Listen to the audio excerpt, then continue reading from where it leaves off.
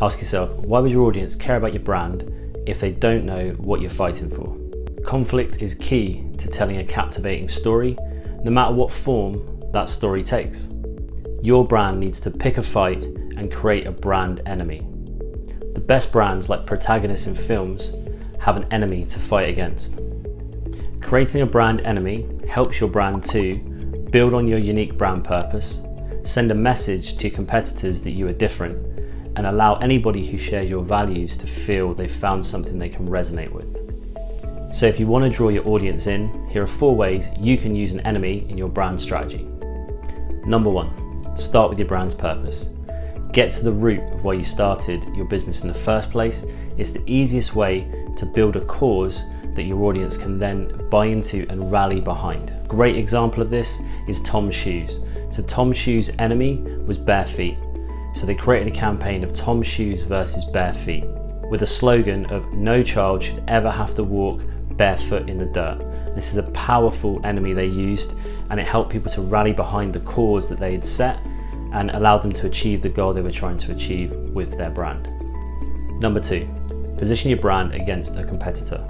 If your brand has contrasting values to your competition, you can use this to send a message to your audience that you are different from them, and actually use it to position your brand against that competition.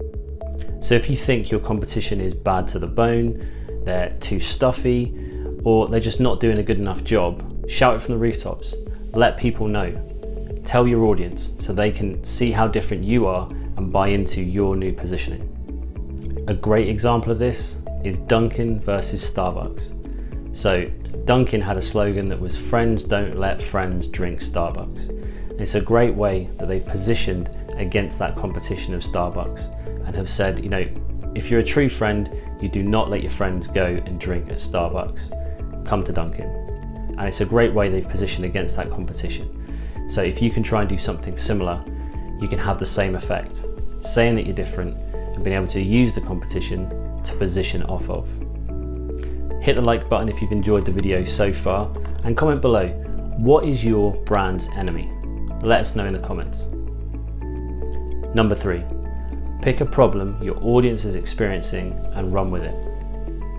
At the end of it all, your focus should be on the wants of your target audience and the problems they are facing. And these kind of enemies create really loyal customers because you help to provide the solution to the problems that they are facing, and you're positioning yourself as the antidote to that enemy or the problem that they struggle with most. That loyalty and trust is built through a feeling of that the brand has rescued them from a situation they were struggling with and from the enemy, which is that problem they were facing.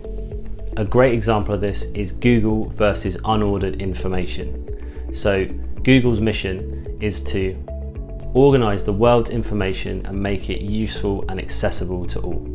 So for Google, the enemy is unorganized information.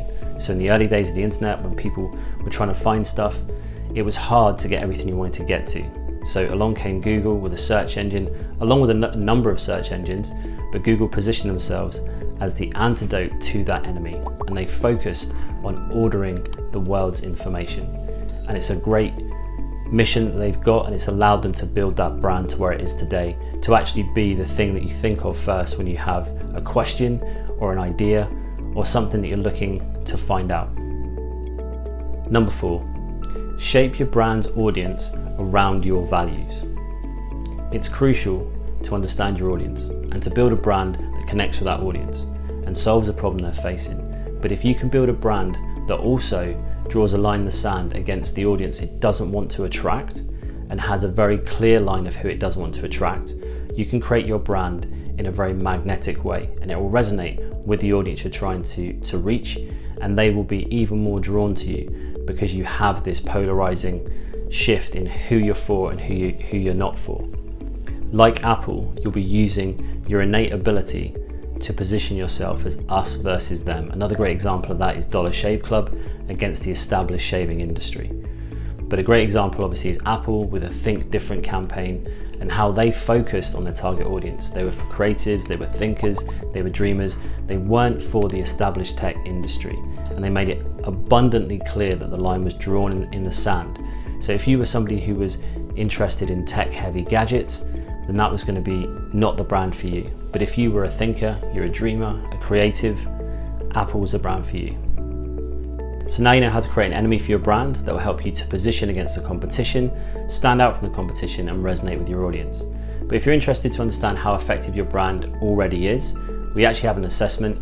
It takes about 4 minutes and it will go through and ask you a number of questions, and at the end you'll get a customized report that will tell you how effective your brand is through the important brand layers of strategy, marketing, personality, and identity. So if you're interested in that, there's a link in the description below.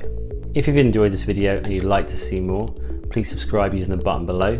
Videos come out weekly and they're designed to help you unlock your brand's potential so you can stand out from the competition and create more impact. Have a great week, catch up soon, and keep those brands unified.